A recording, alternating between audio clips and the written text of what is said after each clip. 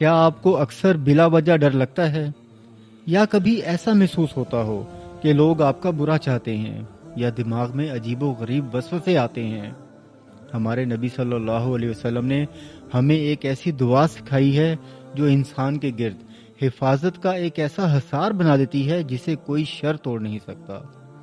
میرے ساتھ مل کر پڑھیں، اعوذ بکلمات اللہ التامات من غضبہ و عقابہ و شر عبادہ و من ہمزات الشیاطین وان یحضرون۔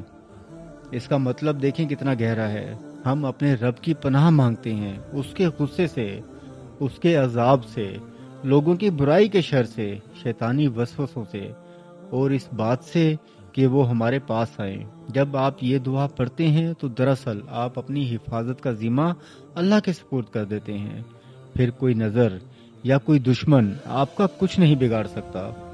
اس دعا کو اپنی زندگی کا معمول بنائیں۔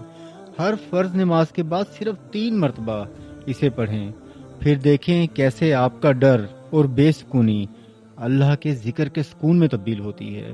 حق کی آواز دوسروں تک پہنچانے کے لیے اس ویڈیو کو شیئر کریں اور کمنٹ میں آمین لکھیں۔